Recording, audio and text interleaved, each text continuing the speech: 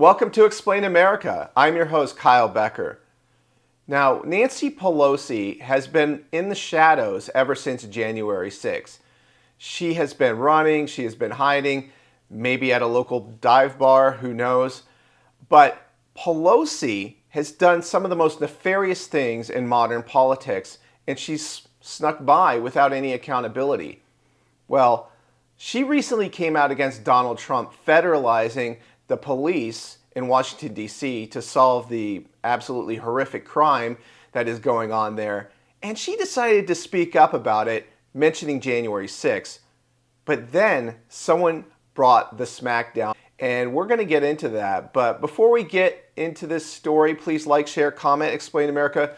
We appreciate your support for common sense journalism. You might remember Capitol Police Chief Steven Sund. He was under the January 6th debacle trying to get help to Nancy Pelosi and the House Sergeant at Arms because they really wanted National Guard troops there. And Nancy Pelosi, well, she was AWOL. She was directing videos with her daughter, sitting in the in the Congress and just rubbing her hands and just waiting for Donald Trump to get to the Capitol so she could punch him out, as the video said. Well, Nancy Pelosi is not happy about Donald Trump calling the National Guard on this occasion in federalizing the police force. This is what she had to say on X. Quote, Donald Trump delayed deploying the National Guard on January 6th. This is false, by the way. And when our capital was under violent attack and lives were at stake. Now he's activating the D.C. Guard to distract from the incompetent mishandling of tariffs. That's a joke. Healthcare. This is not even on the radar for a lot of people. Education. Well, I think he's doing a great job with education. Got rid of the Department of Education. And immigration. Well, he's securing the border. What is there to complain about? Just to name a few blunders, she said.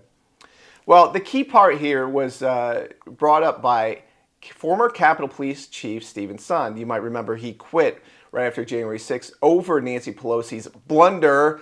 In January 6th, remember, she had another video where she took responsibility for it, said she was to blame because she should have alerted them. Okay, that's her, just thinking out loud. We all know she didn't want the National Guard there, or she would have brought them there. This is all a farce. But this is what Steven Sund said, and I couldn't agree with him more.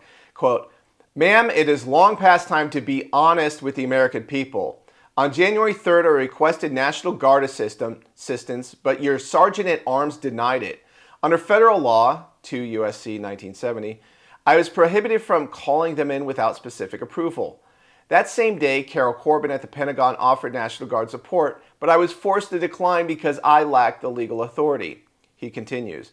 On January 6th, while the Capitol was under attack and despite my repeated calls, your Sergeant at Arms again denied my urgent request for over 70 agonizing minutes, running it up the chain for your approval.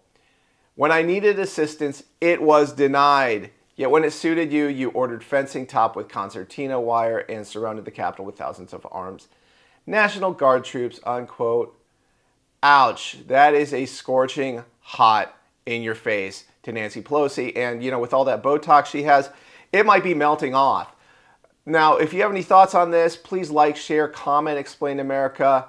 We care about the truth about every subject, including January 6th, and apparently Nancy Pelosi does not.